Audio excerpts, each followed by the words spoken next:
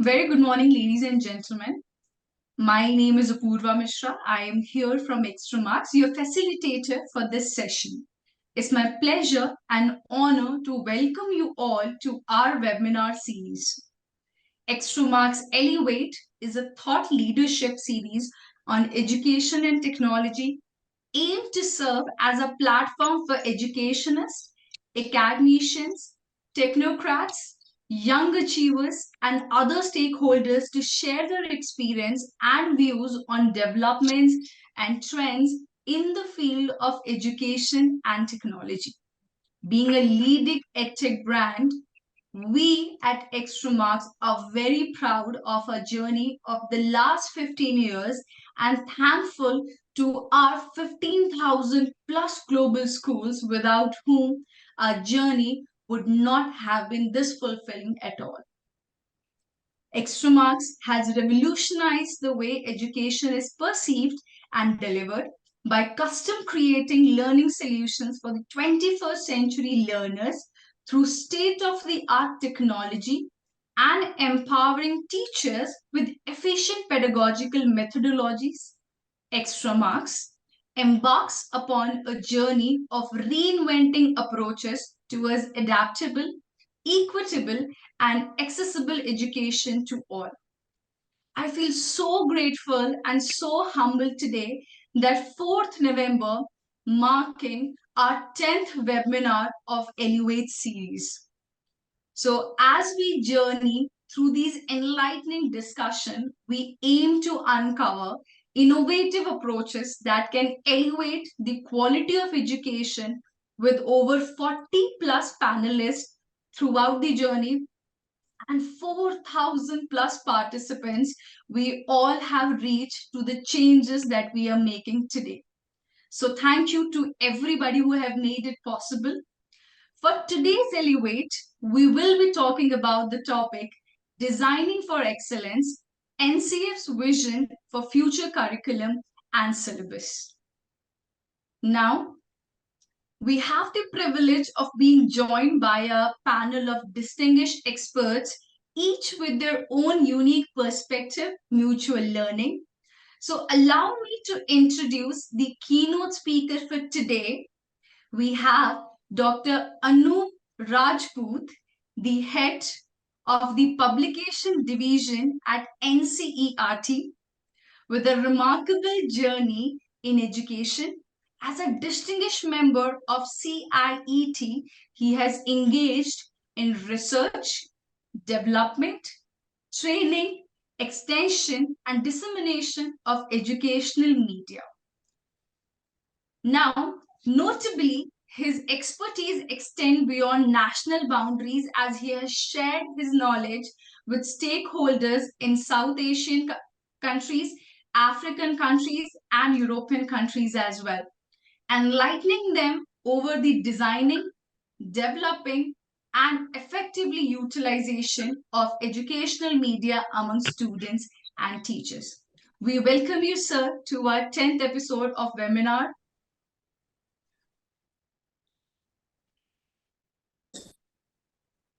And very good morning to all who are present here. It's a lot. Thank you very much, sir. Am I not? Yes, sir. Yes, sir. You can. Yes, we can hear you, sir. There is a breakage in the voice.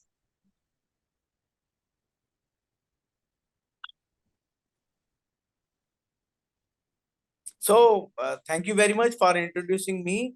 And I wish a very good morning to all present today, especially the officials of Extramarks and the panelists.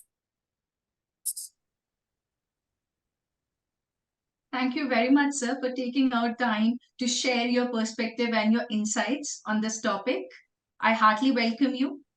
Then, moving on towards our esteemed panelists, first we have on board with us Rita Singh, ma'am, Group Director, Indirapuram Group of Schools.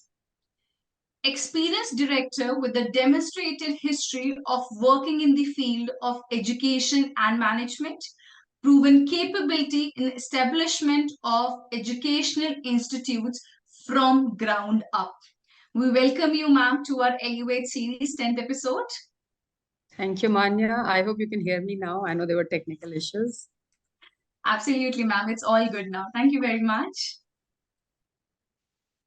Then we have Yash Saxena, sir, Principal, the Rajkumar College, Rajkot, an experienced educationist known for his significant contribution to the sector with a master's degree from Government College. Yash sir's dedication led to commendation letters from HRD Minister Mrs. Smriti Irani. We welcome you, sir, to our Elevate 10th episode. Thank you so much, Apurva. Thank you so much.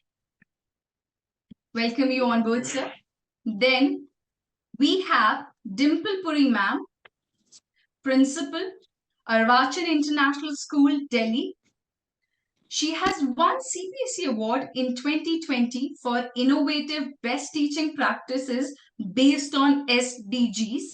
She has won several other awards like Rex Karamveer Award for Inclusive Education, Life Empowerment Award for Value Education by Expressions India in collaboration with CBSE and IIHM Award. We welcome you, Dimple ma'am. Ma'am, you're on mute. You have to unmute.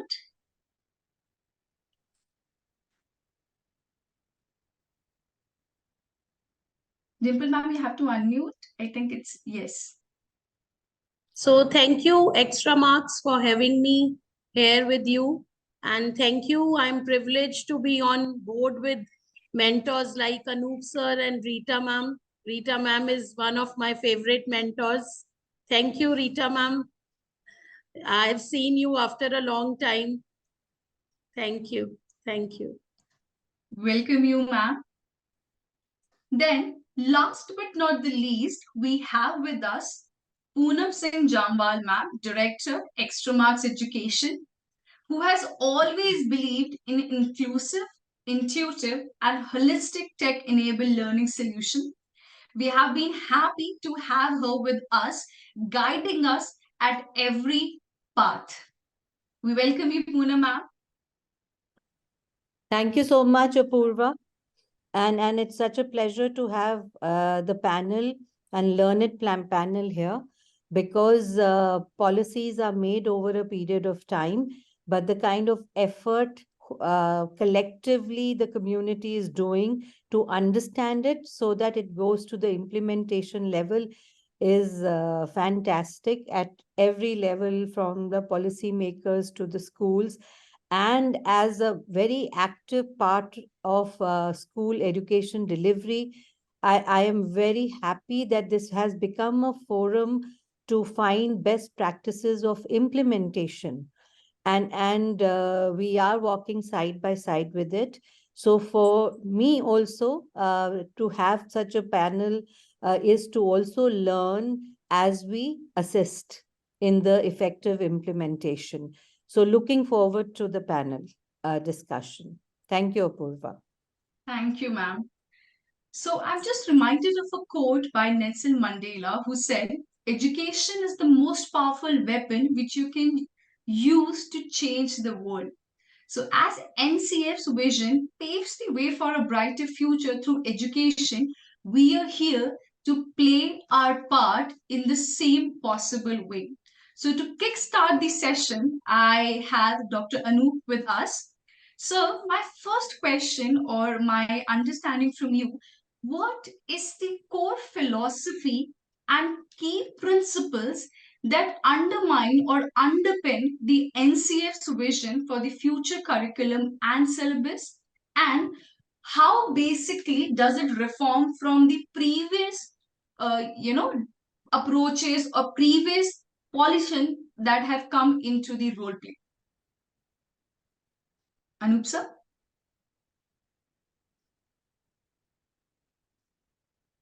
Yeah, thank you very much. I will start with the quote which you mentioned about Nelson Mandela. And when Nelson Mandela said that education is the weapon through which a significant change in the society, then obviously a very, very important question is that education should be in right direction. That particular education should be given to the children so that they should become change maker. Now, what is happening in our we all things that education is very important. Everyone should be educated. Since independence, we have done so many reforms. Almost all policies and frameworks had talked about this very seriously. But there were certain problems that today also we are having. The citizens who are called qualified or educational, this part very difficult. They Anup sir, there is a do not breakage in about your why. voice. Many of them do not bother about why. So what can I do? I don't know. Am I audible now? Now it is good.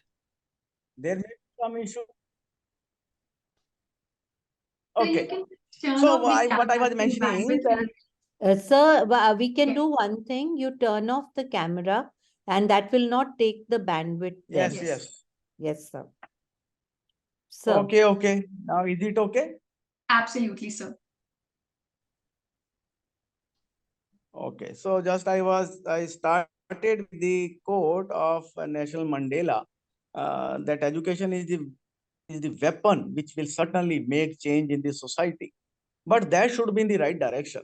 And since independence, we have talked about these all in various policies as well as in various national curriculum frameworks. But why, what happened after these all policies and their implementation also, that today even having citizens who do not think or who do not apply their learning to take decisions. Their decisions are once again taken on the basis of those all aspects which obviously educated person should not do. How many of us became critical before taking a decision? We analyze the situation. How many of us question the things which are there in the system? How many of us create something new? Since independence, we are talking about this, but we are not able to do. So this national education policy has not given most of the different things, only resized earlier policies have, and maybe given here, for example, that now skill-based education should be there so that every child should have one or the other skill. And this is again not new. When Gandhiji has talked about work-based education in his idea of education named as Bunyadi Talim. So Gandhiji also mentioned that every child should be having one or the other skill. So our education should focus on skills. Now, again, after so many years, because in this whole period of education, we somewhere have given prominence to the degrees and marks, and less emphasis is given to the learning and that learning in daily life. Time this national education policy has once again mentioned somewhere if after the class 8 child decides that the education is not my cup of tea, then only the child thinks of shifting to vocational education. Why a very brilliant child can't go to vocational education? So vocational education has been considered to be a second grade education, not the first priority of learner. Whereas in many countries throughout the world, the vocational is a parallel stream of education. This is not that child who is not good in studies or not good in academics will focus to or will shift to vocational education. So this national education policy has given that importance, and from class 6 to class 8, even in the this preparatory and foundational stage, probably I am not going to repeat all those. There are 4 stages, and the 4th stage of education has been once again divided into 2 stages.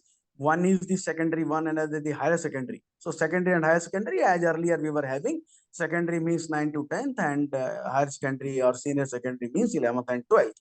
Earlier in educational policy 2020, this was only mentioned as one stream, one course of 4 years. Now it has been divided.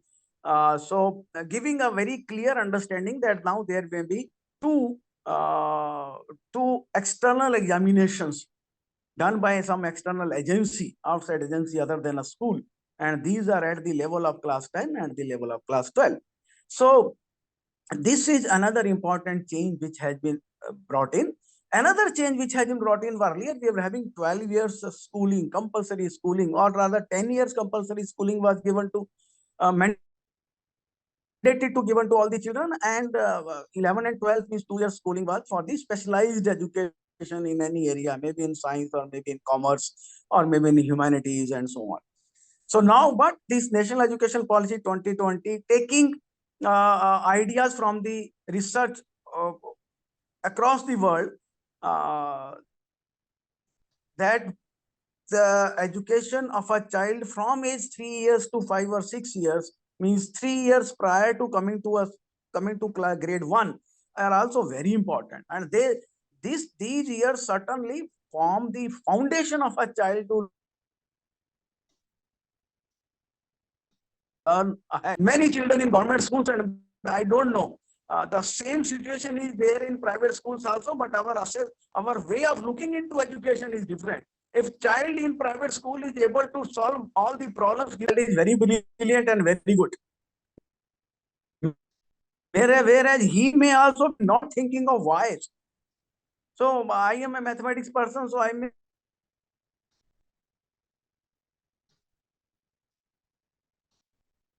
So I think we lost you in between. We are not able to hear you now. Anup sir? Yes, last 10 I seconds, sir. Last 10 don't seconds. know. Am I audible now? Yes, Am I audible absolutely, sir. now? Now we can hear you. Now we can hear you, sir. Okay. So Yes. I was saying that our whole education system, where government schools are not performing well, the private school children who are considered to be performing well but are not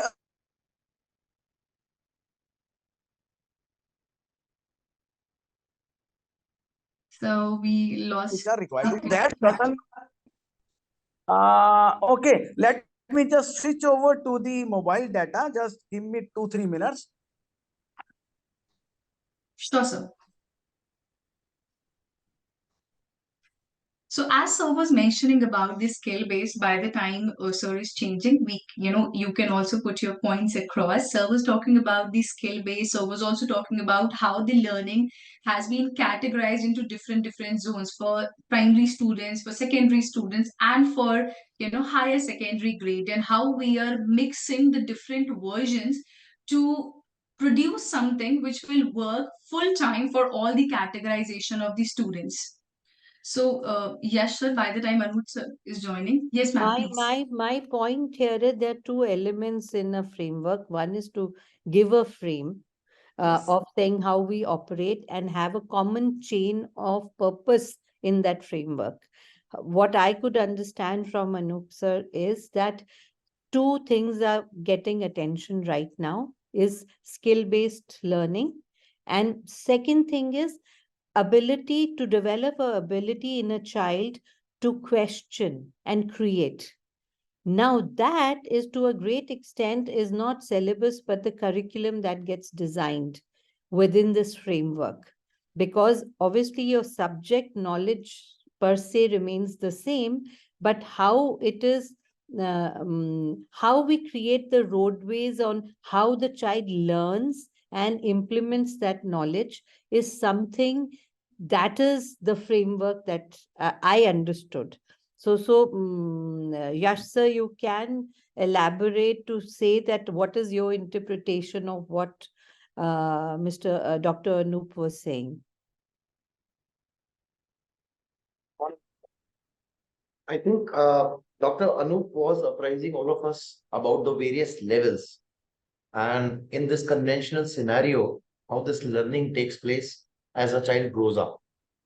It is very, very important for us to keep the ipsative element of learning in mind. You see, a child progresses on from kindergarten and graduates on to grade 12 and then further on to universities. How much as educators do we exert ourselves to look back? Where did they begin? Where was the benchmarking done? It is very, very important. I am a big preacher of ipsative assessment and evaluation. In Can our you pursuit, elaborate? What does it mean? What does it entail? yes, yes. Ipsative evaluation and assessment would mean that you put your students onto a certain benchmark and you take off from there. But after covering a certain path or during this journey, you look back and ponder where did they begin. So this is how you compare the progress of a child from where a child began and where he or she is standing right now. Why, in what context I'm telling you this? You see, ladies and gentlemen, in our pursuit of performance and achievement, sometimes we just tend to forget where we began. And then somewhere I personally find as an educator, we are missing a very important key element in a child's education, the journey to achievement. Now that's very, very important. We can interpret in form of portfolios, we can interpret in form of conventional mark cards or report cards, which are very, very holistic in nature. So I won't delve deeper into this. What I would like to say is a framework, a guided framework, which of course NCF also suggests, where we look at education not only in totality, but in phases, yet under a big umbrella, what do we want to achieve? That is what I want to emphasize upon. You're right, because somewhere what happens, when does a child begin? To us, a child begins in kindergarten or begins when he enters a particular school. Beginning also needs to be defined. So it's very important that we don't put levels to a beginning, but create a diagnostic test of a level at every entry point to be able to handhold the child to a particular destination within that grade. So that diagnostic test or a bridge course, a lot of times at a certain level, a child has to be in a on certain things be at a similar level, could be on the foundational knowledge. So, but when it comes to unique knowledge, then the child can have, which is not testable, but that is to be channeled. See, there are two elements to a diagnostic test also. Usually, our diagnostic tests are very flat in their nature. So to me, a goal is equally important as we create the pathways to it. Where do we want to take the child? On what basis we want to test the child? So, Rita, what do you think about this? And you very rightly mentioned, Poonam, when you mentioned I'm taking the goals that you're talking about as achievement standards. Yeah, yeah. When you say, when we are, suppose, like Anup sir started with all those stages and all, if I have to kind of create slices of these stages, and if these slices we understand, okay, if my kid in kindergarten 1 and kindergarten 2, okay, when I say kindergarten, I meant foundational year 1, 2, 3, 4, or 5 levels. If a child was supposed to achieve something here, needed to stop him in, say, this level, okay, identify the gaps, continue with the next level, identify the gaps, continue with the next level, and keep looking at what is still lagging. So when I'm expecting achievement, standard of achievement by those age group children, has my child or my children in my class, have they be able to achieve? That is where you call the, I mean, you have been, of course, carrying out the diagnosis, you have been carrying out tests, you have been also probably trying to, through the formative testing and then reinforcement teaching again, you've probably been able to achieve. However, at certain slab, probably what we call as a so-called board examinations, basically a standardized national achievement survey, you may call it, or whatever, a national level exam that we're talking about. There is, I mean, when we just talk about this at a board giving an exam at the age of, say, 7 or after the year 2, before year 3, it sounds like, oh my God, I mean, to a normal layman, it sounds like board at the age of 2. How foolish can one get? But it's not that what we're talking about. I think you very beautifully brought out this aspect that then in case after, say, seeing carrying out the 5 years in foundational, a child has not been able to carry out. And do we devote another 1 year to create that bridge year? So why are we so vehemently trying to map the biological year with the class? Not important. I can finish my 12 years or 15 years now of the schooling in, say, 15 years. Or Poonam can finish in 15 years. I finish in 20 years. Let's put it that way. So what you and even Anup sir and I think even Yash tried to bring out is, let's understand the journey. Goal will definitely remain important, like you brought out. Yash talked about the journey, and sir talked about the various levels, and sir also talked about the skill and all those things. So looking at the very beautifully, sir said, why can't the academically brighter students who are almost sure that they will get a good job, so why should they learn what is how to fix the light and stuff like that? But we don't understand that in India, because we have immense workforce at every level because of the population that we have. In the West, people also get into those sites because they also need to pick up for their own homes. They got to, even if it's a CEO of the house, at some point of time, he has to go home and fix the bulb in his house. We probably don't have to do that because of, again, the population, the kind of money we can throw for this kind of workforce. Even then, it will be lovely. I think it's so nice that NCF has talked about it. Dr. Rajkot also tried to bring it out. That will be lovely if there are on the sides, these vocational courses are built up. And I can talk about CBSE's initiatives.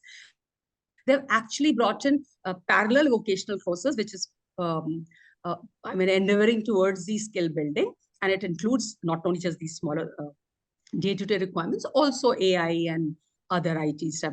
I also feel, Rita, if we give equal score or weightage to a vocational course equivalent to a subjective course, it will bring dignity to it.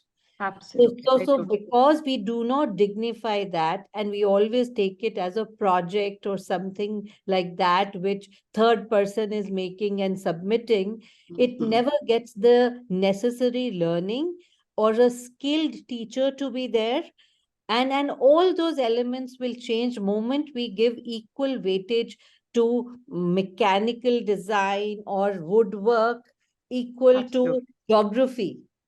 Absolutely. And moment that happens, even the focus of the child and orientation gets deeper.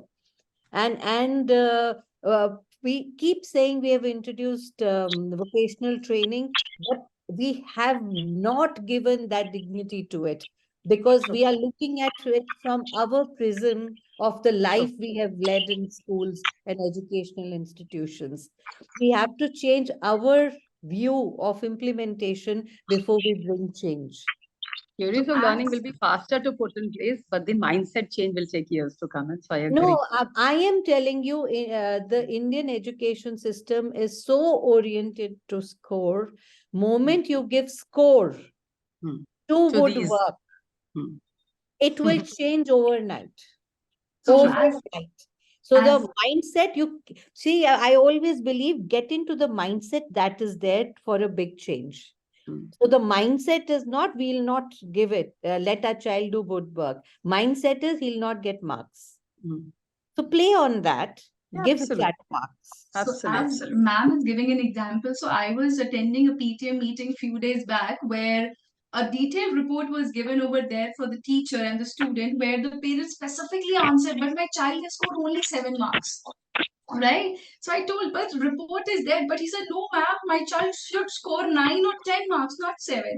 Which also brings me to Anup sir back, since I'm able to see him. I think internet is there. So you were contributing about the different level and different genre of the students and the skill learning that we have. Yeah, so another, actually, the discussion which is going on, that certainly it is very, very interesting. But important aspect is another very important change which national education policy and national curriculum framework has made, and that is competency-based education. When we say competency-based education, we started talking about this in 2005. My worry is only this. See, how many teachers know still today, after 18 years of implementation of this, there was a very, very important pedagogical aspect that learning should be constructive. So we can't say knowledge is being constructed by each child. So every teacher should provide an atmosphere in the classroom so that every child, means every teacher has to do it so that every child is constructing his or her knowledge. We say we are imparting knowledge. We do not impart knowledge. We only give information. Child has to convert that information into knowledge. Experience from home, from the previous class, maybe from the peer society, and so on. So therefore, we Very, have to very good understand point, now. sir. Very good point. Very good point. Because So it is I think just that is that what. now the So the point was so I was saying that now we have to understand that when we are saying curriculum assessment, when we are saying, we are when talking about marks, obviously when we will be concerned with competencies, this education is competency based. Now NCF has, the national curriculum framework has very clearly mentioned both of foundational stage as well as that school education. Two curriculum frameworks are to come. Another one vocational, sorry, on teacher education, and the last one is on adult education. But anyways, teacher education national curriculum framework is again very, very important, which certainly should be looked into and to be linked with the earlier two curricular frameworks. But now let us see the framework which has given us these 3-4 basic ideas how education should be imparted. Number one, the competencies have been designed and decided that what do we want to see in a child after 15 years of age, after 15 years of age. So maybe internationally there is one survey or one goal, that is PISA, Program of International Student Assessment. So almost all countries are striving to improve their performance in PISA. India is nowhere in PISA right now because India do not participate there. We participated only once in 2012. Along with us, there were 72 countries. So total 73 countries, and India was at 72nd. So we were last but one. Now we have not attempted it. So whereas we have to certainly see the goals of PISA, international goals. Number two, after this competency, there come curricular goals. And then after curricular goals, subject and class specific learning outcomes. And then comes syllabus. So these are to be seen holistically. Every material is focusing now, should be focusing now. My classroom intervention, my textbooks, my workbooks, my examination, my assessment, everything should converge to the competencies. And let me just in 2 minutes give you idea about what do we mean by competency. We, as I mentioned, knowledge. We normally, our teacher, our classroom gives knowledge to the child. Second aspect of this is skill. Skill is being learned without coming to school. A vegetable seller lady who has never been to a school but can do better calculations than all of us. So from where she learned? Because she is skillful in her work. And then third aspect of competencies is attitudes, and the last one is values. So when these all combined, we say child is competent. Now you have to have your own ideas on how can we give competency based education, how your classroom should change, how your teaching processes should change, how your pedagogy should change, how your assessment processes should change, so that focus should not be on content, focus should not be only on knowledge, but focus should be on competencies. Sir, one point I would like to put across. One point I really liked when you begin, and which has been wish, but never in a framework it's been embedded, is to create a child who questions or creates something new. So in the framework of competencies that you're looking at, all this is possible if the necessary environment is created from day one, that you encourage a question when a child asks, and also tell him to create from the very beginning without deciding that whether it is painting or speaking or whatever. But the framework itself, from the competency to the lowest bottom common denominator, should develop these two things. And to me, that's a great goal for all of us to get. Because when we say competency, it is a very broad brush of, with a lot of clarity it has been put. But in that, if we create a thinking child, we will bring out innovators.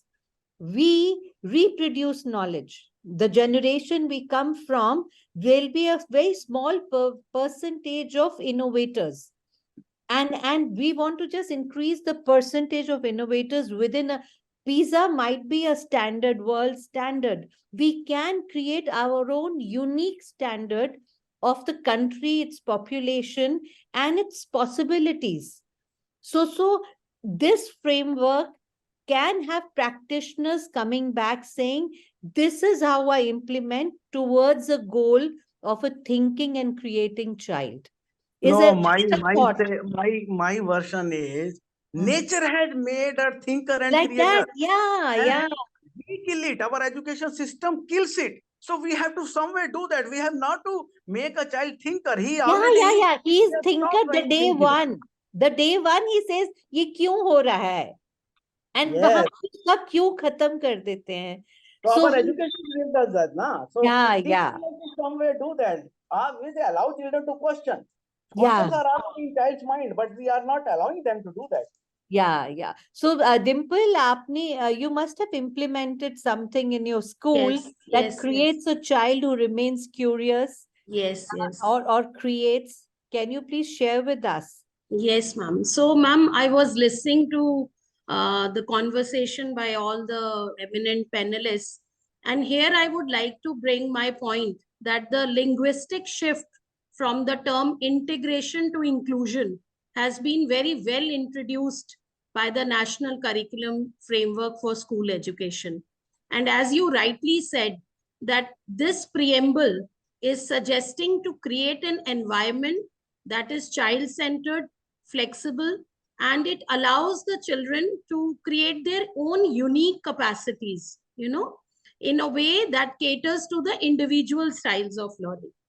But now, ma'am, the biggest challenge here for the educators for us is that we are trying to maneuver the pedagogical tools, a lot of array of teaching practices, or what we teach is the curriculum and how we teach is the pedagogy that is central to the value of every lesson.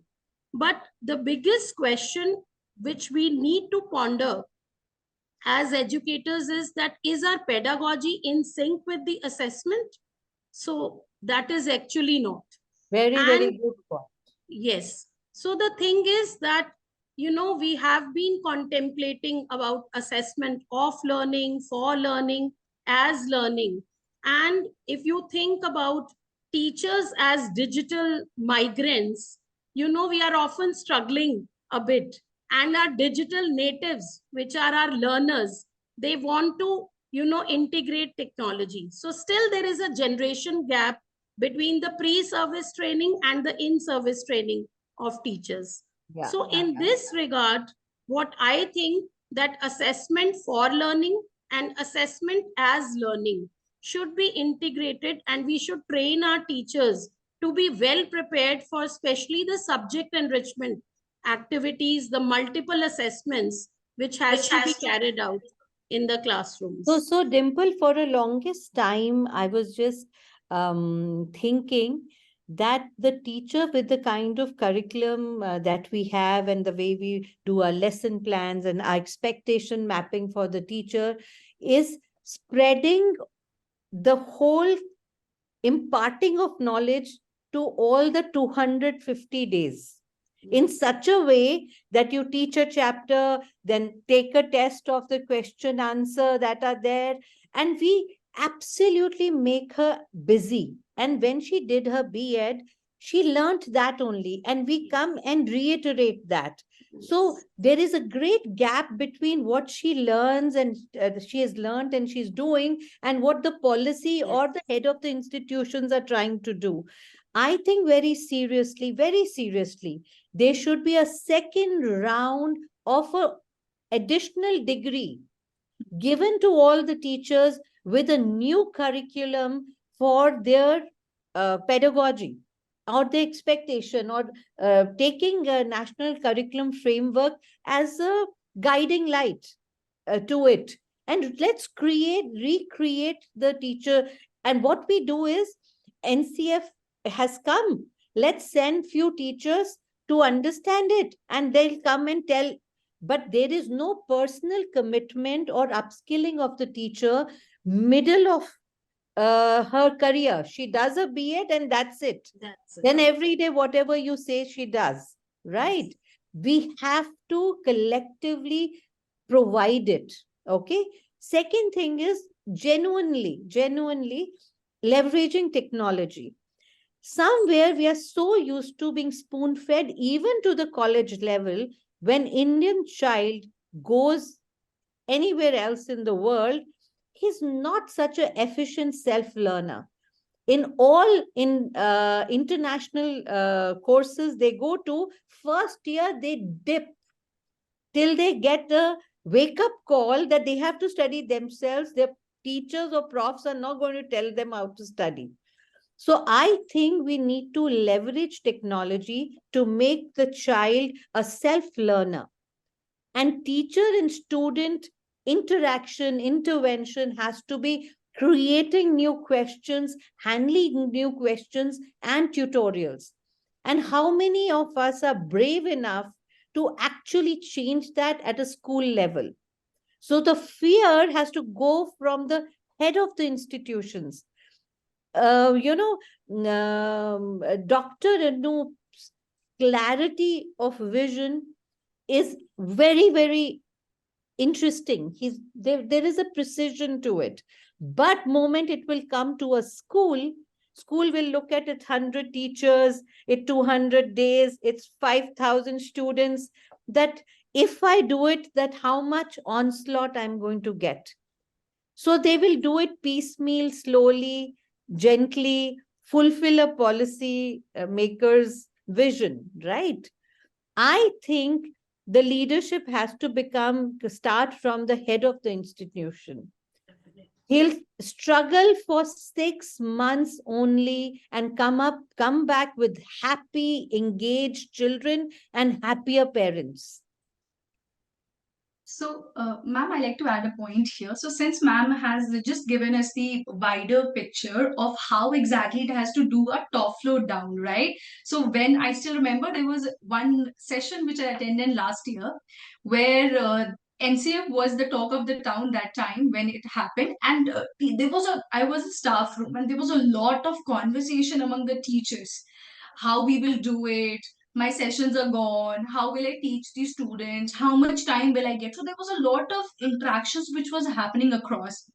That's when I realized they see the bigger picture at the level as ma'am mentioned, and it breaks down to the customization of the school, that how do I want to implement it at that particular level. Which brings me to the also the question, since we were talking about the technology, that how we can inbuild on day-to-day basis, to Yash sir here.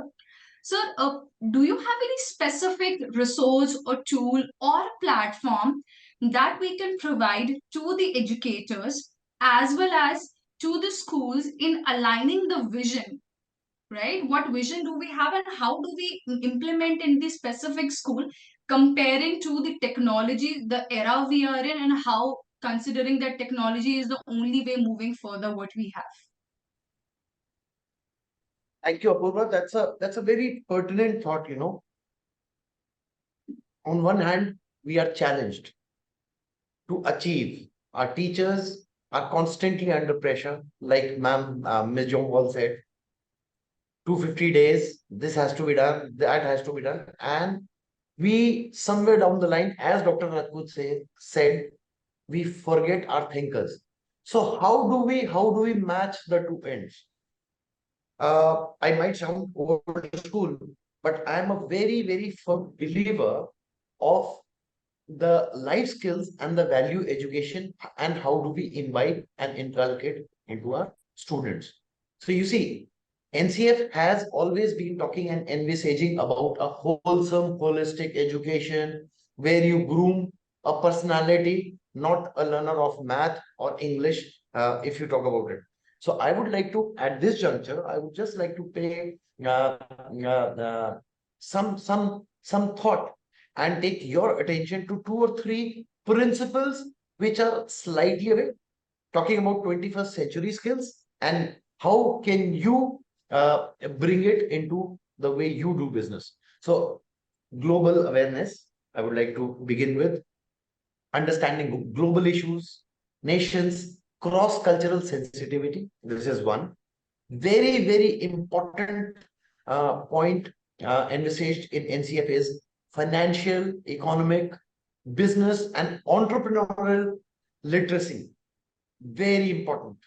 You know, ultimately, we all are graduating onto that level where we will start, by we means our students will start earning on our own. Coming on to civic literacy, somewhere down the line, we are forgetting this norm as well. Learning how to participate effectively in civic life, exercising rights, responsible citizens of the society.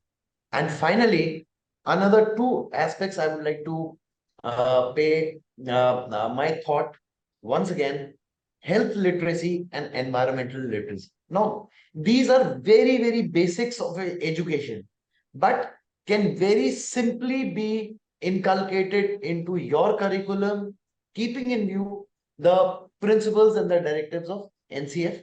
Of course, everybody has been talking about 21st century skills, but my major aim in my school, which I head, are some of these principles which are life-based, value-based, moral-based, and it gives a student a wider horizon to think and align with the bigger outside world. That's what I would like to say. Yeah. So this, I would like to say something on this, and which a lot of times 21st century skills are confused with technology, coding, etc. Our children are born to it. So somewhere that they are not born to and we forget are these 4 points. And an idea just struck me, and that is something I thought that if national curriculum framework gets implemented in its spirit totally and with uniqueness of each school, we can create interaction with outside world. Great. So we can actually leverage technology. You don't have to physically get it. You can have a environmentalist addressing the students without even stepping their foot into your school. You can have financial, expert come and tell them which are imperatives. Sometimes people are 20, 30-year-olds, still they struggle where to invest, where, how to go about it. Imagine we actually equip the child. So skill necessarily is not just doing something, also to be a successful citizen of the world. And this is such a lovely point which we actually miss. And I learned something today. And if you can implement it here, rather than him finishing a degree and learning it, would be a great contribution to NCF. And So it's thank you, ma'am. You add a very important point over here. So it's very crucial to teach about finances. It's very crucial to teach about entrepreneurship. It's also very crucial to talk about what is happening around the world. You gave an example of a 30-year-old managing. Ma'am, I'm the best example for that. Yeah, and we struggle. And at least schools are such beautiful environment of mentorship. They're natural mentorship centers. And if we decide our goals today, Yash sir has decided the goal for the school. Now everything will fall in place. Every idea, every discussion will fall into that framework. So I think implementation of NCF is the leadership and clarity of leadership you create. Your teachers are very creative. They will end up coming up with 100 suggestions from alumni, parents, etc., who can come and give their services within the school as a community. So Rita, have you tested this ever in your school? Have you tried this? Absolutely. Before I come to that, a quick line for Dr. Anup when he talked about not much difference from previous documents to now. I would like to thank NCERT. Even if there is not at the macro level, education continues to be the way it is supposed to be. Whether we have reached there or not is the goal will continue. If we can't keep redefining it because that's the final goal. Have we able to reach is the question. So I want to thank NCERT for putting that document in the forms of curricular goals with the clarity of competencies that is listed under it. Even if we always wanted competency-based education, with the kind of framework they have created, it gives more clarity to all kinds of schools. After you have, even in CBSE itself, we have 28,000 schools, and likewise there will be there in lakhs in us. So thank you for that. Coming to your point, Poonam, you did mention about in-service trainings or the mid-year qualification, etc. for the teachers that you talk about. Again, NCTE is already working, and again, it is the demand has come from the mandate has come from NEP, and they're already working on national professional standards for teachers. It's already in the draft state. They've already piloted with certain schools, our schools being one of them.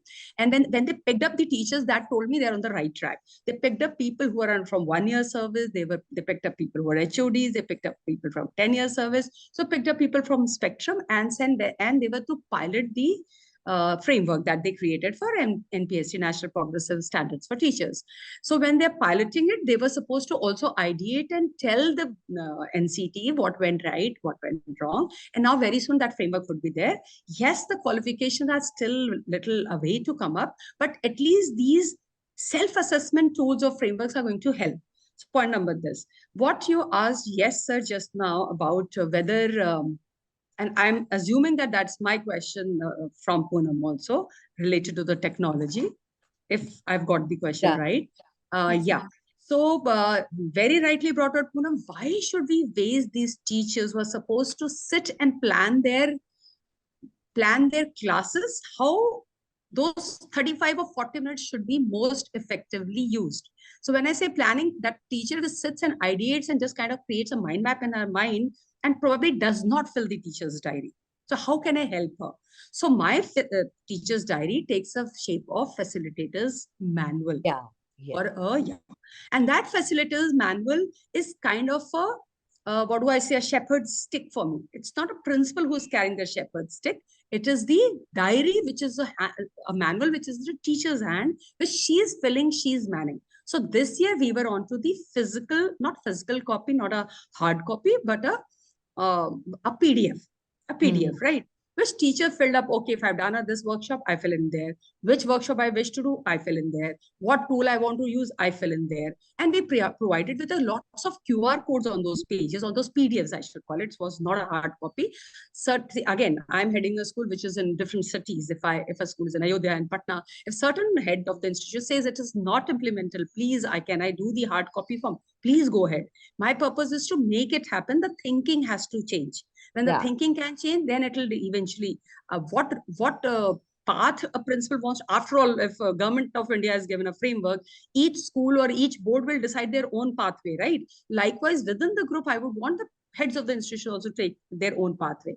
Now, this year, there is another step, talking about the technology now. The entire facilitators manual is getting integrated with the ERP.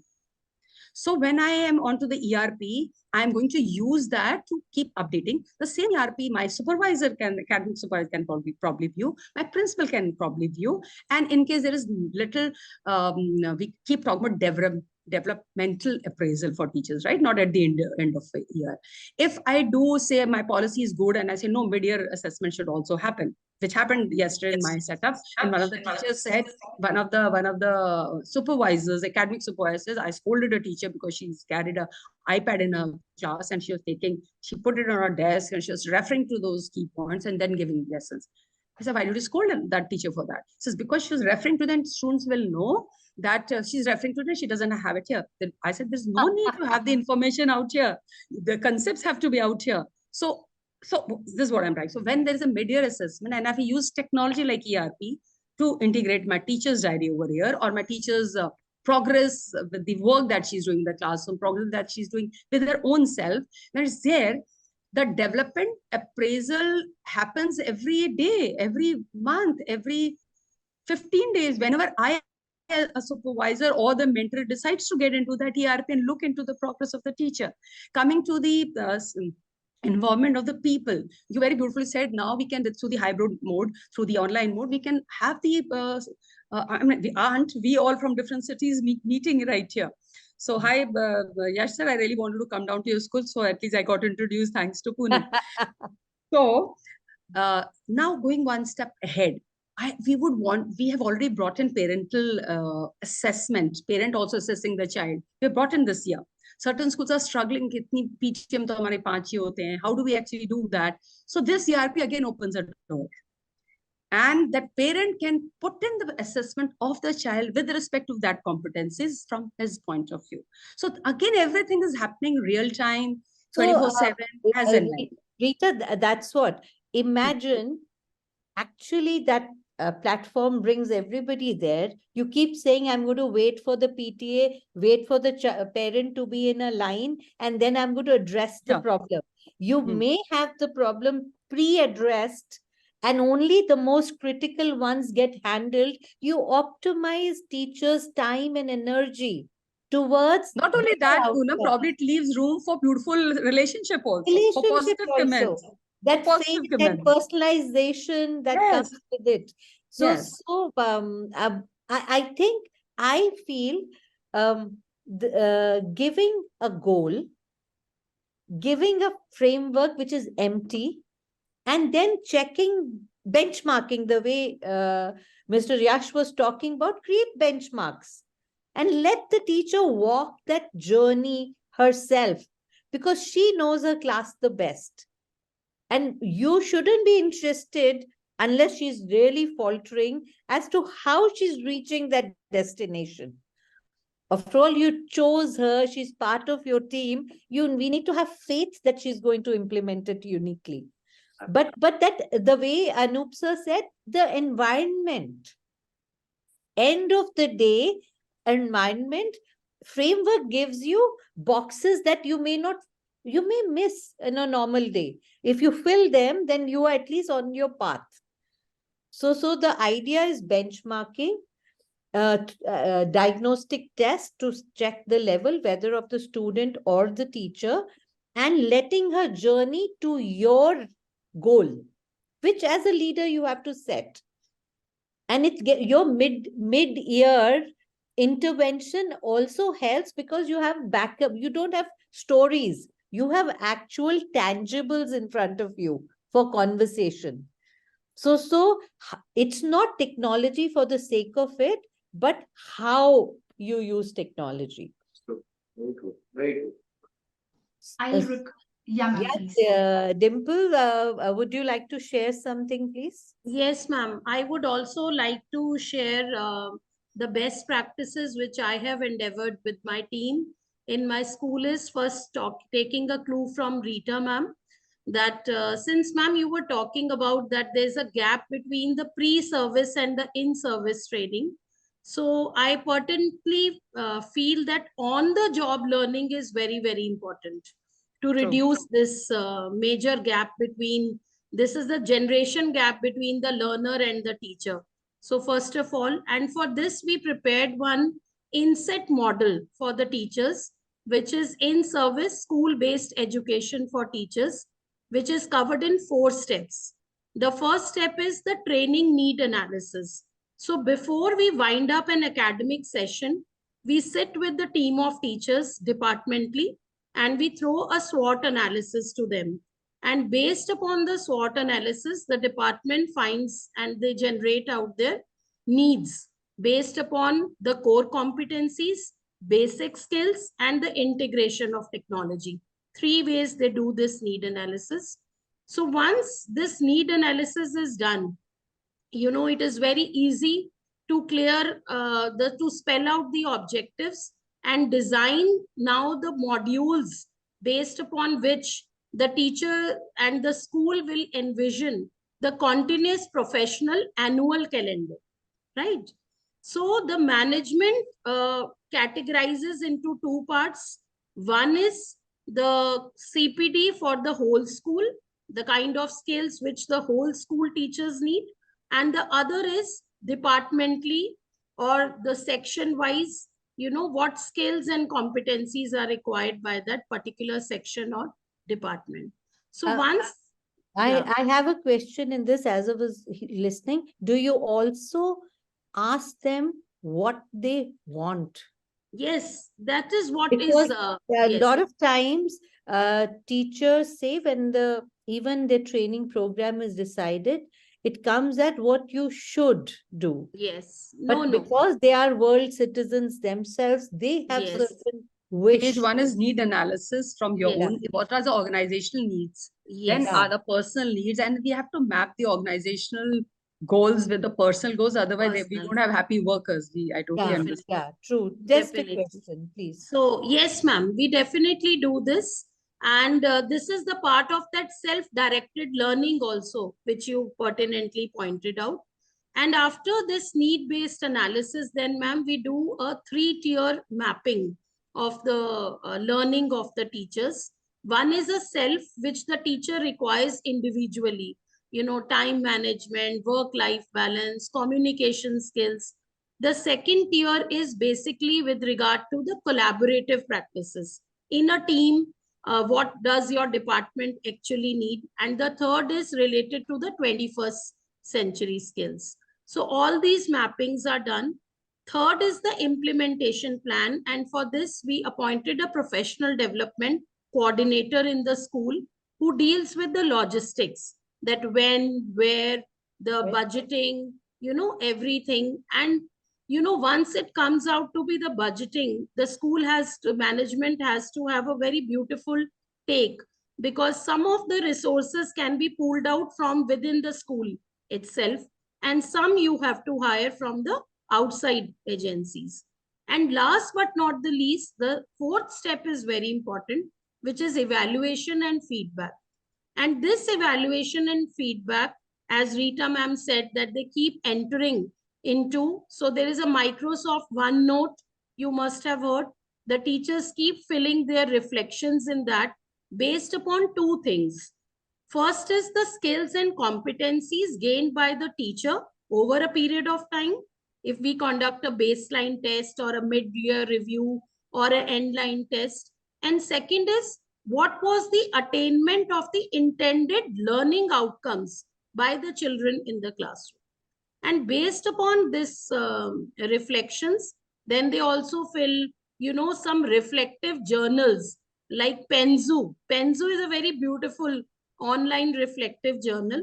And the teacher, based upon the classroom experiences, or sometimes we do carry peer observations as a butterfly effect. We move from department to department to know the best practices of that particular teacher and imbibe. So when schools embed, ma'am, such a roadmap for on-the-job learning, and then when there is a good vision of the school leaders, when teachers are the custodians of their own learning, they are accountable for their planning, for their implementation.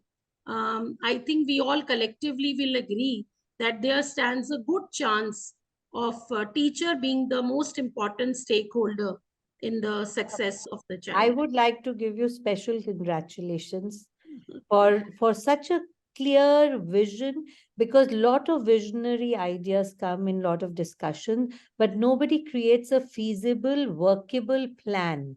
And that Yes. you manage to do it, I wish it grows. And there are a lot of diagnostic tools that we also create for the teachers. If those tools of any value, use them, because this is where we falter. Our best intentions falter when we don't create implementation frameworks. And I think the NCF can dovetail so smoothly into your framework now, and you'll be able to implement it in your school. So we should hear something from Anup sir now. Next point, so that all of us can discuss.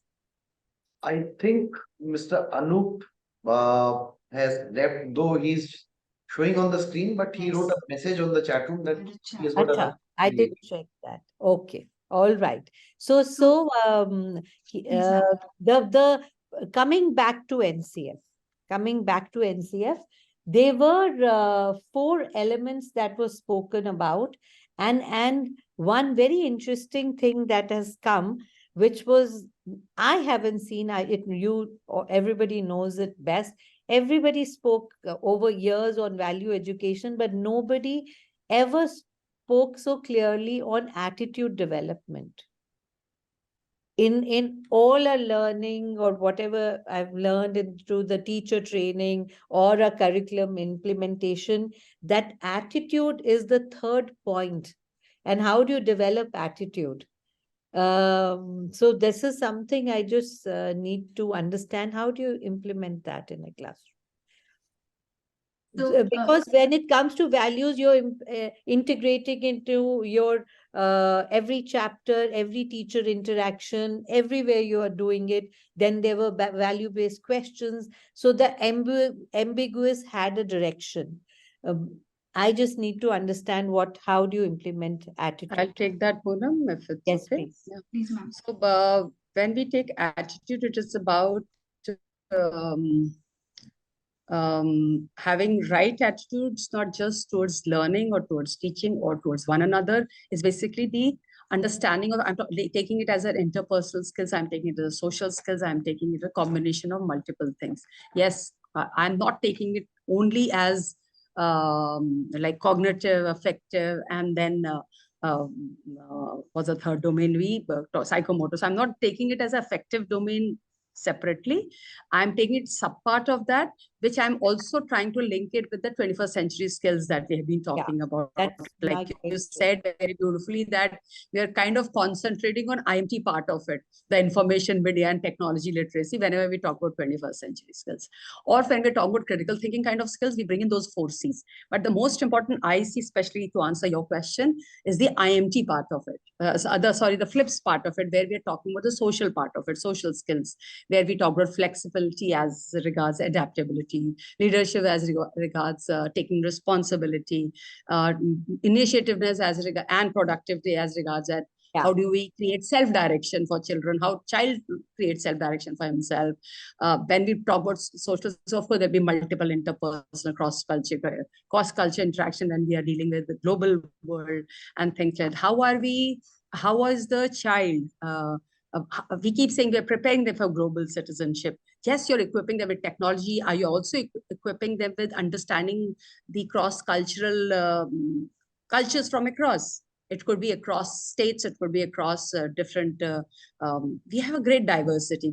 Even when we talk about inclusivity, children with special needs are not the only one that we are talking about. They suddenly the needs of the students are, the spectrum is so huge.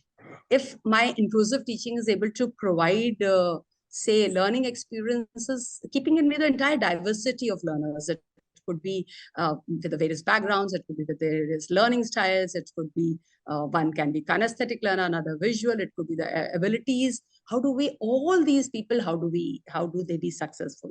And when they do it with right value system, with right attitude, do I as a teacher, or like you said, you were very beautiful brought out as a head teacher, do I have a right attitude to teaching learning process in my class towards teachers development? How do I just kind of say you aren't performing, or am I really giving a space for that teacher to learn and go better and go beyond? So when I say right attitude, I'll just take a small classroom space. Are my all learners feeling valued, feeling included? Is my classroom environment, is the student able to contribute and has, when he gives a different perspective, is it equally valued? So basically, when I'm able to provide children the dignity and confidence to learn, that is when everything will happen. If there is a psychological safety, a right attitude builds up, because that gives a platform for innovations by teams, not just by one person. So when I have a healthy collaboration, how would a healthy collaboration come about, or how a healthy collaboration can contribute to sense of confidence that the member will have, not to feel embarrassed, not to feel rejected, not to be punished, not to be snubbed for speaking up or put down by speaking up. How do I say that all is okay? I mean, these are the perspectives. Yeah. This one says this, all is fine. How do I actually, when we are saying, am I really focusing on giving personal experience for deep empathy? Am I creating those It could be through TED Talks. It could be through whatever. I mean, of course, there is 100 and these that you can. Am I curating the news feed that is coming? Am I engaging my students and making them listen to it? Am I exposing them? We keep saying that innovation, when we talk about innovation, we say that innovation comes about through few things like you have to have, how do we nurture that? We say that a person should be visionary, courageous, collaborative, determined, reflective, and things like that. But how do I create strategies in my teaching space? How do I actually do it? Am I assigning meaningful projects to, and when I'm assigning meaningful projects, are there intervention points? Are there multiple drafts or iterations that I'm looking into? Have I saved certain first draft? Let me say I was given a project, and first draft I carried with to my mentor, and some ideation was done, and then iteration happened, and then I improved my product. I have that draft ready. It could be idea, it could be a proposal, it could be a model, science model, it could be a prototype. So initial prototypes have I saved. When the final product are there, am I teaching them to embrace the power of failure in the creation process also? Is my child able to see what has been the learning from here to here? And of course, we keep talking about 2 stars and a wish feedback tool. We keep starting about having a right mindset and all. How do we actually create that? Can I also have, a board in my classroom which talks about marvelous mistakes? So are we learning from our failures? Are we preparing? So what I am taking away from you, which stands out for me, is dignity. Okay, Absolutely. all of us flower and flourish when there is self-worth, right? Whatever the level, from the lowest to the highest, self-worth is very critical. So are we imbibing that attitude in a teacher, that my whole vision of a school is teacher walks into the school, she's anyway harried because some work is not over and she's rushing to her class, and then everybody is making noise, and then she tells everybody to keep quiet, and she has to, because that she also teaches discipline. There are certain terms of engagement there. But if 2 kids are talking, so middle of a lesson, rather than her throwing a chalk or reprimanding, she can walk up and say, what is interesting, let's share. And the child might be shy and ignore it, say, I don't want to say, then not press a point. Also that dignity, I found you, and either you share your story. If you don't share your story, I'm going to harass you to share my story. Is as bad as throwing a chalk. So I think ultimately attitude is about being gentle and giving dignity. And the beautiful word you used for whatever we introduce, whether it is your teacher or your student, if he feels safe, he's listening to you. If he does not feel safe, he might be finding 100 ways of not listening to you. So I think attitude begins from the top.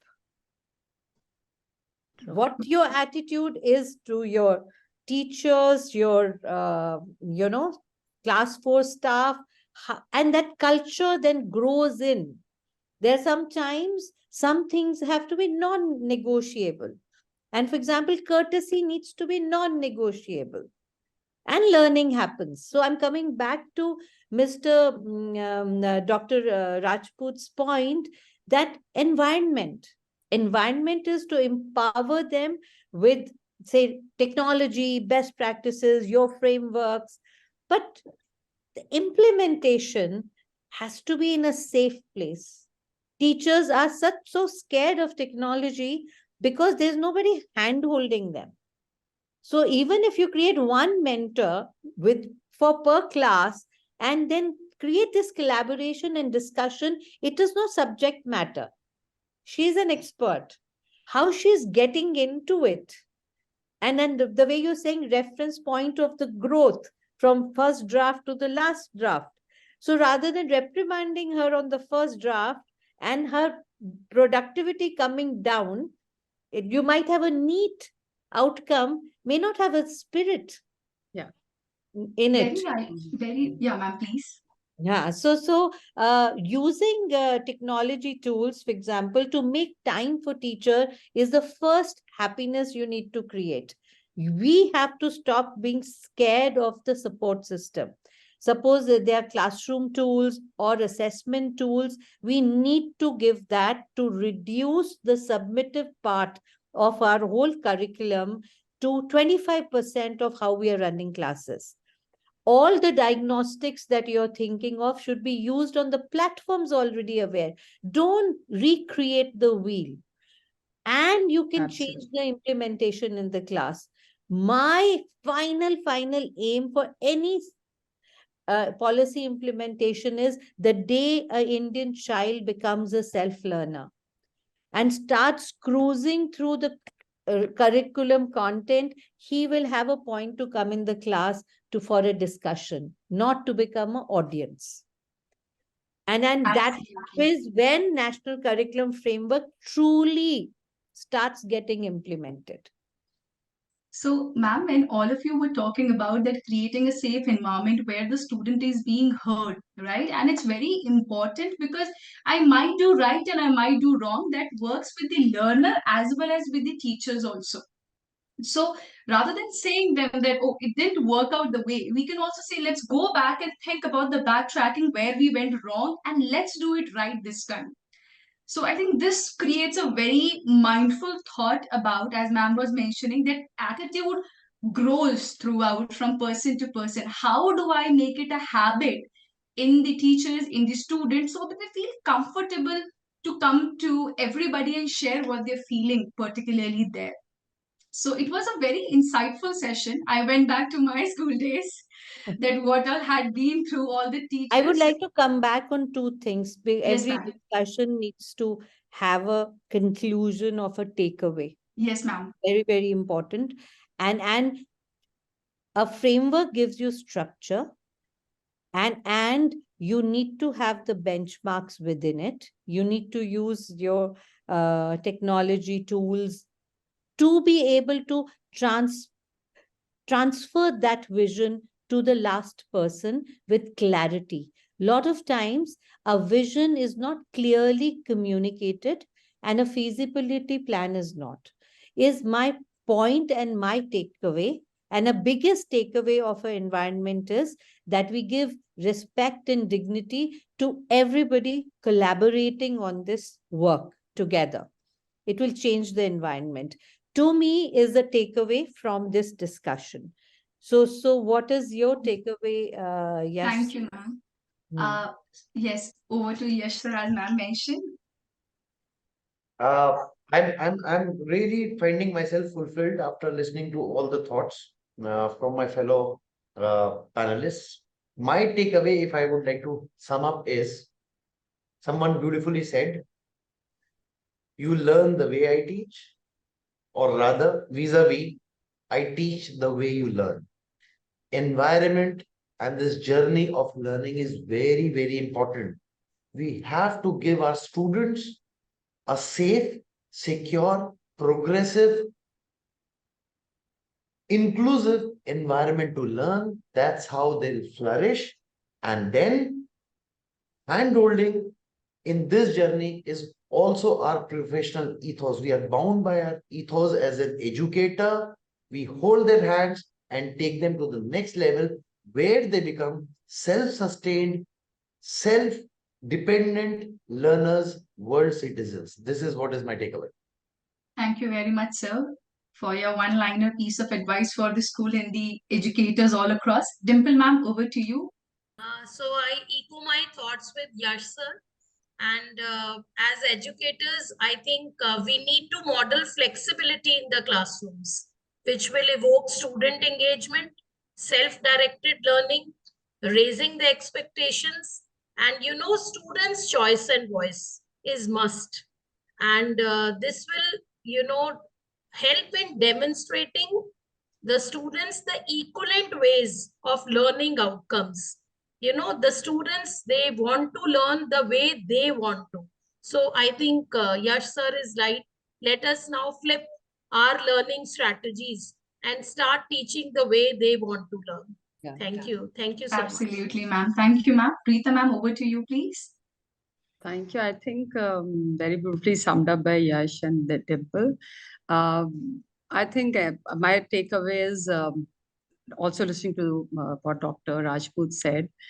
Um, I think any policy is as successful as it is reaching at the grassroots level, how it is implemented at the last level.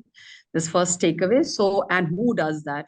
Dr. Rajput and his team has done his work, HRD minister, and they have done their work. It's people like us who will make it happen. So we have to take a job more seriously than we have been doing in all these years.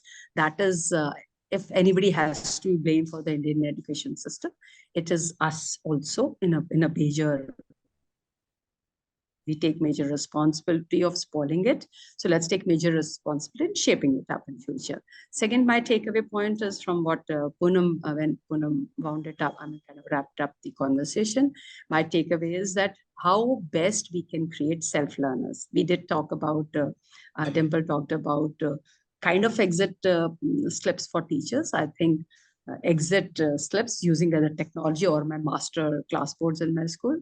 I use maximum participation by the students. They create self-learners. They become self-learners through being the process owners. So that's my takeaway. And of course, learning from what beautiful ideas came from my colleagues out here. So thank you. Thank you very much, Rita, ma'am. Thank you to all the panelists for sharing their insights and sharing this enlightening experience with all. I also have few of my key takeaways which I like to share with all of you and with the participants that we have.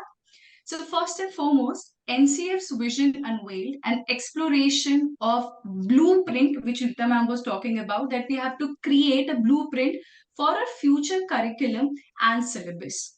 Second, as very rightly mentioned by Sir, that 21st centuries that we have, how schools are supposed to adapt to the directive to involve modern skills into the curriculum. Not just the technology aspect of it, the other skills as well. Inclusive learning, making NCF's inclusive education commitment a classroom reality, which Dimple ma'am mentioned about how is she practicing in her school with different versions of it. Overcoming implementation hurdles, strategies for addressing real world challenges when implementing the vision. Revolution in assessments, examining NCF's transition from traditional assessments to skill-oriented evaluation and its educational implication. And last but not the least, creating a safe environment, not just for the learners, but also for the educators to come back and reinvent or redraft working on the program that we have or creating the multiple drafts of the vision that we have. So it was wonderful, panelists, to have all of you. I will just request all of you to take a small snap. If you please smile, just a quick picture. Thank you very much, everyone. Before I part, I would like to share an inspirational quote, and Rita ma'am already mentioned it earlier. This is from Mahatma Gandhi, which says, "Live as if you were to die tomorrow. Learn as if you were to live forever." With the NCF's vision, our guide, we can create a world where learning knows no bound.